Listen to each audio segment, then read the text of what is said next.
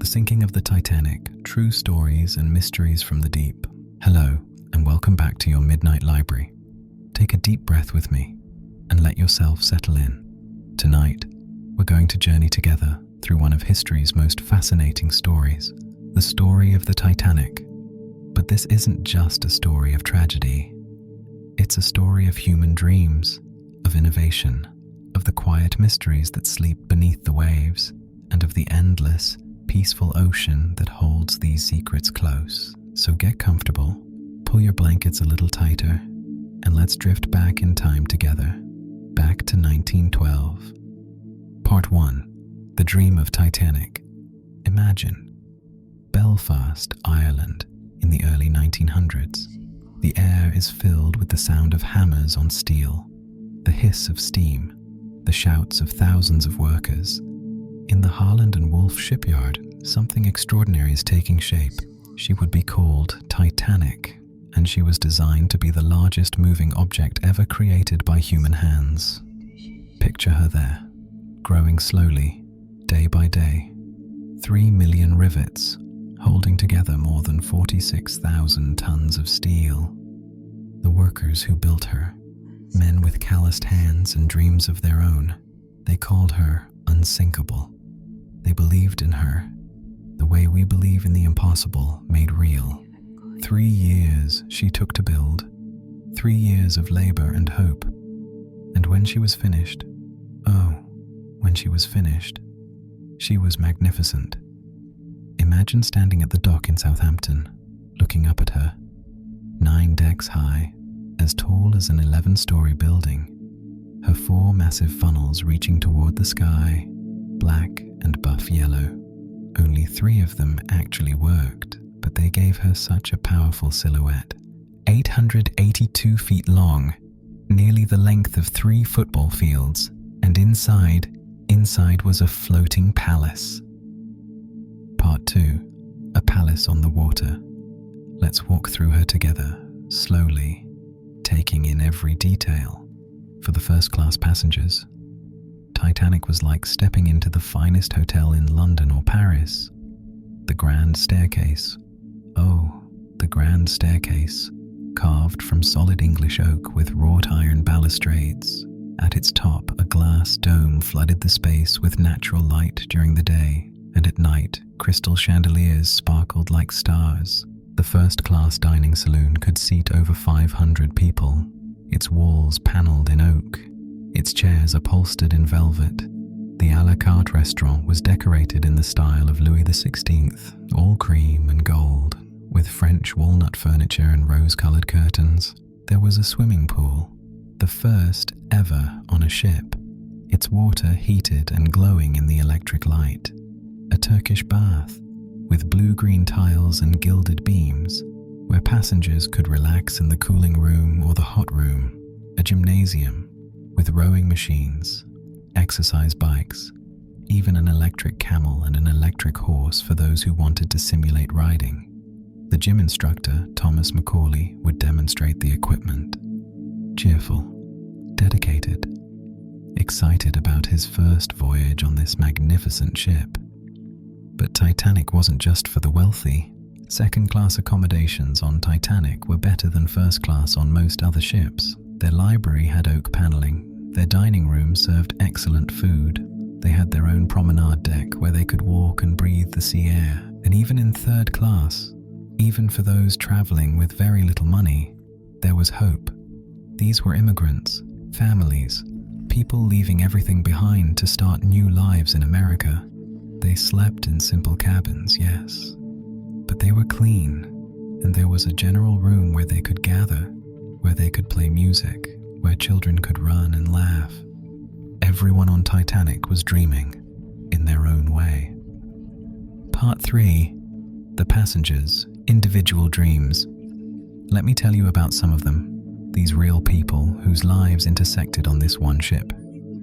There was Margaret Brown, Molly to her friends, a self-made woman from Colorado, rough around the edges in the way that high society didn't always appreciate, but generous and brave.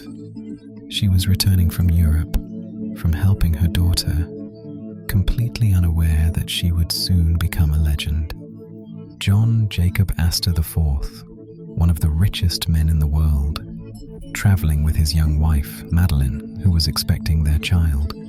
He'd built hotels, invested in real estate, and now, at 47, he was hoping for a quiet journey home.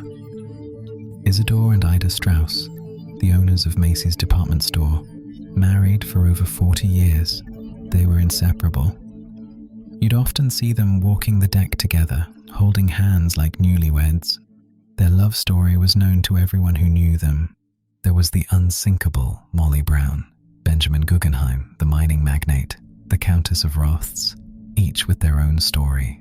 But think also of the crew, of Thomas Andrews, the ship's designer, who had a stateroom but spent most of his time checking every detail, making notes on improvements. He knew every rivet of this ship. She was his creation, his pride. The ship's band, 8 musicians led by Wallace Hartley, who brought their instruments, their sheet music, expecting to play cheerful tunes for dancing passengers. The wireless operators, Jack Phillips and Harold Bride, young men hunched over their equipment in a small room, tapping out messages in Morse code, connecting the ship to the world. And the engine room crew, the stokers, men working in heat and coal dust, men no one in first class would ever see, but whose labor powered the dream. Everyone aboard had a story, a reason for being there, a future they imagined. Part 4. The Voyage begins. April 10th, 1912. Noon. Titanic's whistle blew, a sound so deep and powerful it could be heard for miles, slowly, gracefully. She pulled away from Southampton. The first few days were beautiful. The weather was calm, the sea like glass. Passengers settled into routines. First-class ladies would change clothes 5 or 6 times a day, meeting for tea, for dinner, for after-dinner drinks in the smoking room. Children played on the decks, running, laughing, completely unaware they were part of history in the making. In the wireless room, messages poured in and out, personal telegrams, business correspondence. The wireless was new technology, exciting, and passengers paid handsomely to send messages to friends on shore. But other messages were coming in too. Messages from other ships, ice warnings. The Titanic received at least 6 warnings on April 14th alone. Reports of ice, icebergs, field ice, dangerous ice in the shipping lanes ahead. Captain Edward Smith, in his final voyage before retirement, knew about some of these warnings. He showed one to Bruce Ismay, the managing director of the White Star Line, who was aboard. But the ship's speed, it didn't decrease. Some of the ice warnings never even made it to the bridge. The wireless operators were too busy with passenger messages. As the sun set on April 14th, the temperature began to drop. Passengers noticed it, pulling on coats, commenting on how cold it had become. The sea was extraordinarily calm that night. No wind, no waves, just dark water stretching endlessly under a sky blazing with stars. It was beautiful, peaceful, serene, but it was also dangerous. Without waves breaking against icebergs, without moonlight to reflect off the ice, icebergs would be almost impossible to see until you were right upon them. In the crow's nest, high above the deck, 2 lookouts stood watch, Frederick Fleet and Reginald Lee.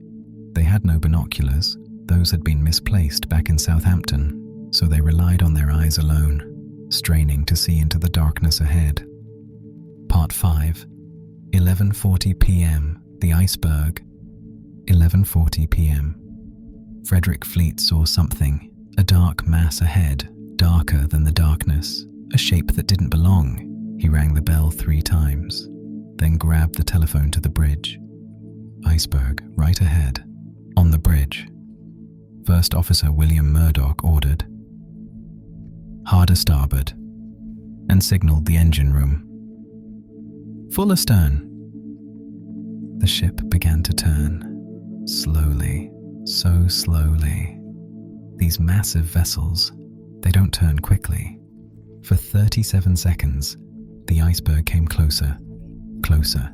The ship turned, and then contact. Most passengers felt almost nothing. A slight jar, a shudder, like the ship had rolled over 1,000 marbles.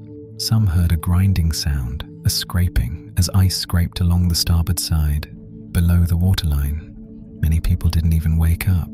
Those who did, they looked out their portholes, saw nothing unusual, and went back to sleep.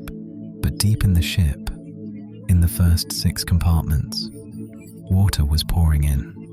Not dramatically, not explosively, just steadily, unstoppably. Thomas Andrews, the designer, was called immediately. He went below, saw the water rising, calculated in his head, and knew. He told Captain Smith. The ship had maybe an hour, perhaps an hour and 20 minutes.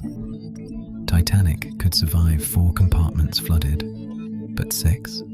6 meant the water would spill over the watertight bulkheads like water over ice cube trays, one after another, pulling the boat down into the Atlantic. She was going to sink. Part 6, the realization. At first, there was confusion. Passengers milled about, asking questions, uncertain. Stewards knocked on doors, politely asking people to put on lifebelts, to come up on deck. Many passengers resisted. The ship felt solid beneath their feet. How could anything be wrong? Some made jokes. Others went back to bed. Captain Smith ordered the lifeboats uncovered, prepared. There were 16 wooden lifeboats, plus 4 collapsible ones. Together, they could hold 1,178 people. There were 2,224 people on board. The band. Wallace Hartley gathered his musicians. They came up on deck, set up near the grand staircase, and began to play. Cheerful music at first, ragtime, waltzes, anything to keep spirits up, to maintain calm. Slowly, the reality set in. First-class passengers emerged in fur coats and jewelry. Third-class passengers struggled to find their way up from the lower decks. The corridors were confusing. Some gates were locked, separating the classes even now. The crew began loading lifeboats. Women and children first. Part 7. The lifeboats. Imagine the scene under that starlit sky, the deck tilting just slightly, imperceptibly at first. Officers called for women and children. On the port side, Second Officer Charles Lightoller interpreted women and children first, strictly, allowing almost no men into the boats. On the starboard side, First Officer Murdoch allowed men to board if no women were nearby. The early lifeboats left half empty. Passengers didn't want to leave the massive, brightly lit ship for a small boat on the dark ocean. One boat designed to hold 65 people left with only 28 aboard. Isidor and Ida Straus, the elderly couple, were separated. Ida was helped toward a lifeboat, but she turned back. "Where you go, I go," she told her husband. She gave her fur coat to her maid, insisted the maid take her place in the boat, and returned to Isidor's side. They were last seen sitting together on deck chairs, holding hands. Benjamin Guggenheim, he helped women into lifeboats, then went to his cabin. He changed into his finest evening wear, white tie and tails. He returned to the deck and said to a steward, "We've dressed in our best and are prepared to go down like gentlemen." John Jacob Astor. He helped his pregnant wife into a lifeboat, asked if he could accompany her given her condition, was refused, and stepped back. "The ladies must go first," he said. He stood on the deck, watching her boat being lowered, and she never saw him again. Thomas Andrews, the designer, wandered the ship, urging passengers into lifeboats, checking rooms, making sure people knew what was happening. He was last seen in the first-class smoking room, staring at a painting, his lifebelt discarded on a nearby table. He knew what was coming, and he chose to go down with his creation. The wireless operators, Jack Phillips kept sending the distress signal, CQD, SOS, over and over, while Harold Bride helped prepare the collapsible boats, even when Captain Smith released them from duty, told them to save themselves. Phillips stayed at his post, tapping out the coordinates, hoping someone would come. The ship Carpathia had received the signal. She was racing toward them, but she was 58 miles away, 4 hours away, too far, too late. Part 8. The Final Moments. By 1 a.m., the tilt of the deck was obvious. People had to hold onto railings, to walk carefully. By 1:30, the bow was dipping into the ocean. Water rushed over the forward well deck. The last lifeboats were being loaded, desperately now. Men jumped into boats as they descended. Some fell into the icy water. The crew struggled with the collapsible boats, trying to launch them, racing against time. The band played on. They'd moved to the boat deck now, and their music had changed. Hymns, slow, solemn, beautiful, nearer, my God, to thee, though survivors would debate which tune they actually played. At 2:05 a.m., the last lifeboat pulled away. Over 1,500 people remained on the ship. The lights, those brilliant electric lights that had made Titanic seem so safe, so unsinkable, they flickered. The engineers, deep in the flooded ship, had kept the power running until now, giving light, giving hope. But the water had reached the generators.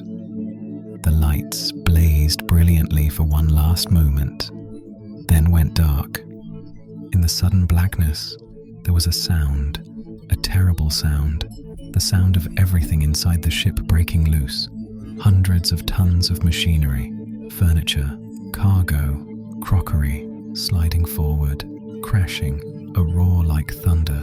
The stern rose higher and higher, lifting out of the water, propellers exposed to the sky.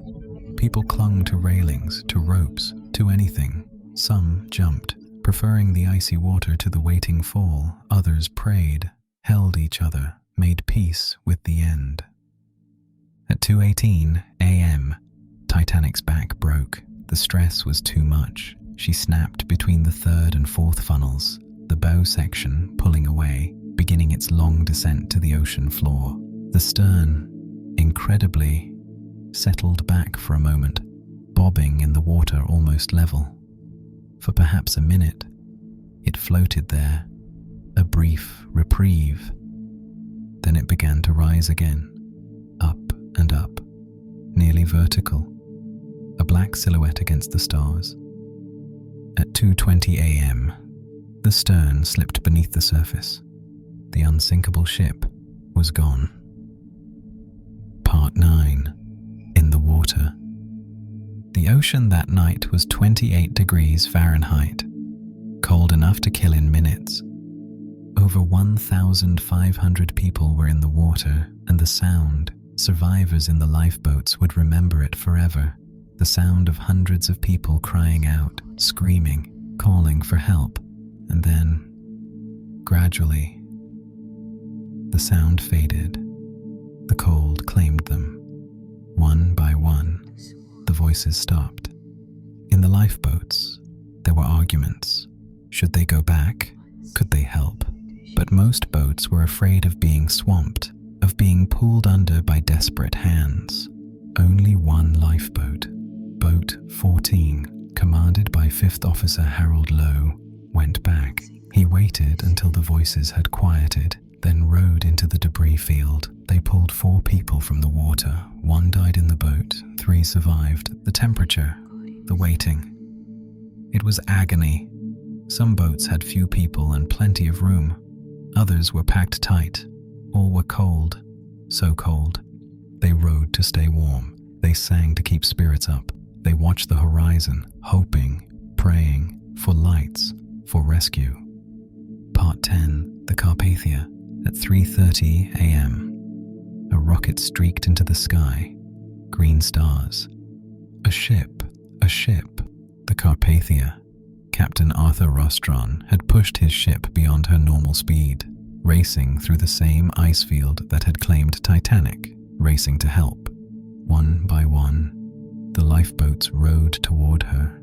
Survivors climbed rope ladders, were hauled up in slings. Children were raised in mail sacks and canvas bags. Molly Brown, she'd helped row her lifeboat through the night, keeping people's spirits up. And now she helped survivors aboard Carpathia, giving them her own clothes, organizing care. Harold Bride, the junior wireless operator, was carried aboard with badly frozen feet. He immediately went to Carpathia's wireless room and began helping transmit survivor names, working until he collapsed. As the sun rose on April 15th, the Carpathia's passengers saw an astonishing sight. The ocean around them was filled with icebergs, massive, beautiful, deadly, some as large as buildings. Titanic had struck just one of hundreds. The rescue took 4 hours. By 8:30 a.m., the last lifeboat was empty. 705 survivors, 1,517 souls lost. The Carpathia turned toward New York, carrying the survivors and the story that would shock the world. Part 11. The Mysteries. Now, let's talk about the mysteries, the questions that still whisper through time, like the gentle movement of deep ocean currents. Why didn't Titanic slow down? She'd received multiple ice warnings, yet she maintained nearly full speed. Was it pressure from Bruce Ismay to make good time?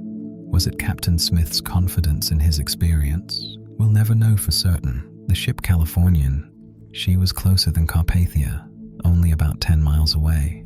Her crew saw Titanic's distress rockets, but her wireless operator had gone to bed, and her captain, Stanley Lord, didn't investigate. Why? The debate rages even now, over a century later. The breakup. For decades, survivors who said the ship broke in half were dismissed. The official inquiries said she sank intact, but when Robert Ballard found the wreck in 1985, there she was, in two pieces, nearly 2,000 feet apart. The survivors had been right all along. The mystery ship. Several survivors reported seeing lights on the horizon, a ship that seemed close but never came. Was it the Californian? Another vessel entirely? To this day, we don't know. The lifeboats, why so few? Titanic actually exceeded the legal requirements for lifeboats. The laws were based on ship tonnage, not passenger capacity. But why weren't more added? Why weren't the ones they had filled to capacity? Human error, panic, disbelief, all played their part. And then there's the most profound mystery of all. Not about the ship, but about the people. How do we explain the actions of that night? The men who gave up their seats, the crew who worked until the water took them, the band that played on. These weren't heroes in the traditional sense.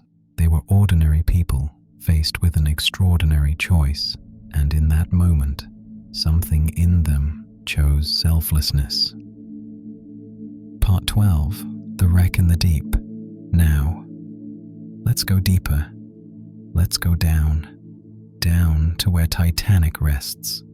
12,500 feet below the surface, more than 2 miles down, in total darkness, in a cold so complete it feels like the absence of all warmth.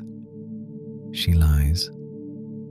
When Robert Ballard found her, he saw the bow first, emerging from the darkness, still grand despite 73 years on the ocean floor.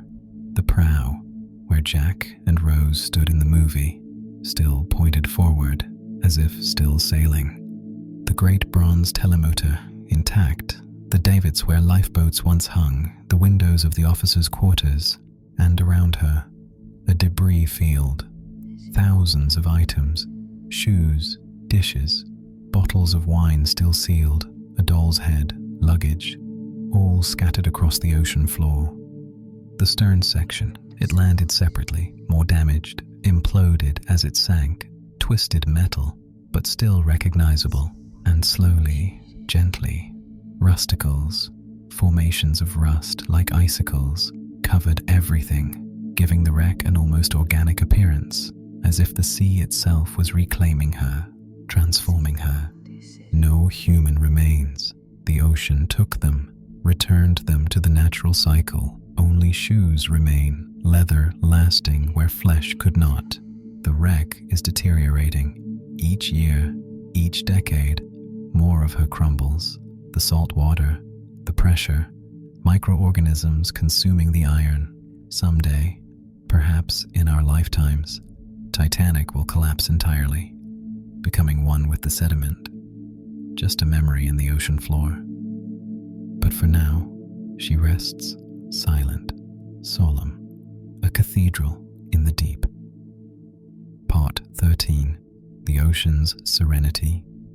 And this brings us, finally, to the ocean itself, the Atlantic Ocean that took Titanic. It's not a cruel place.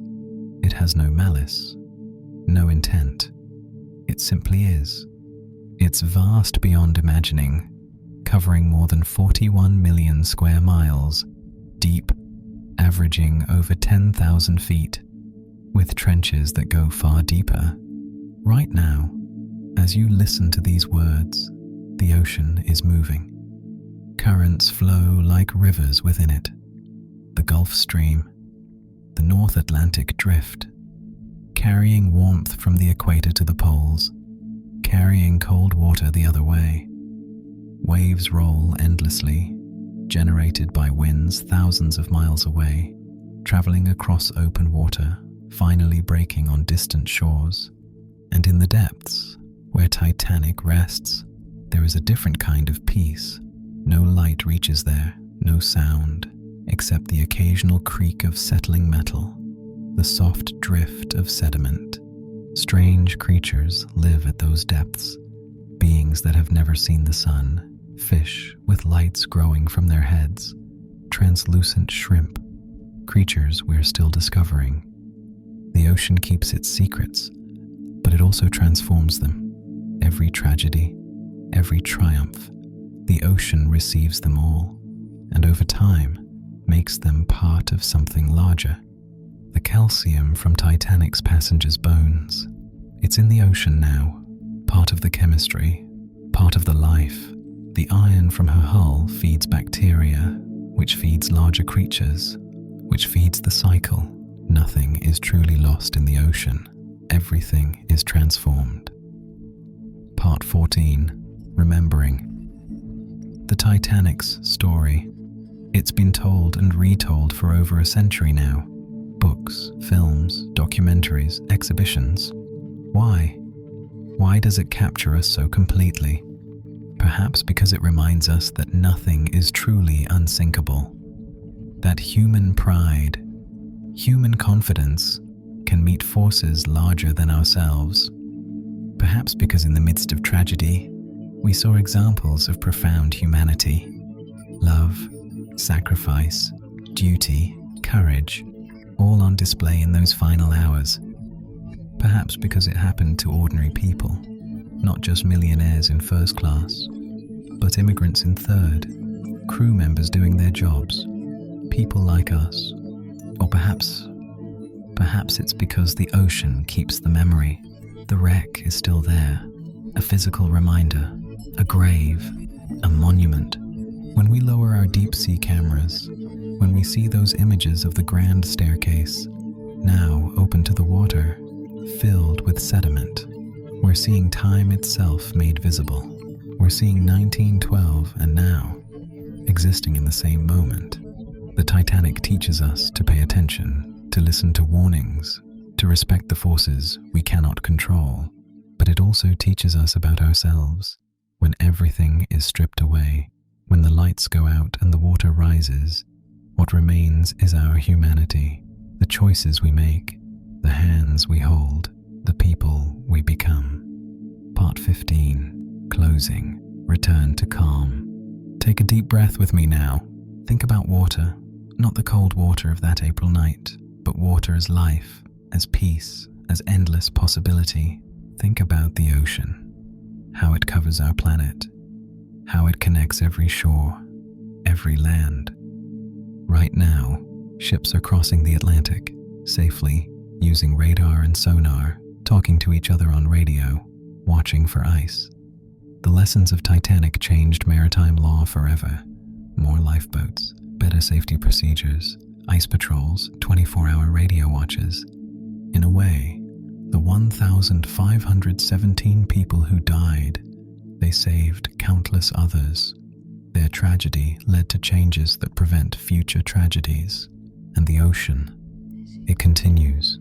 Waves rolling, currents flowing, tides rising and falling with the moon. Deep beneath the surface, in the quiet darkness, Titanic rests, and perhaps there's peace in that. Not in the tragedy, but in the end of the journey. The ship sailed into history, and now she's part of something eternal. The stories of that night, the love of Ida and Isidor Straus, the courage of Thomas Andrews, the dedication of Jack Phillips, the sacrifice of hundreds. These stories don't sink. They rise. They float on the surface of human memory. They light the way. And you, listening now, you carry those stories too. You remember. And in remembering, you keep something alive.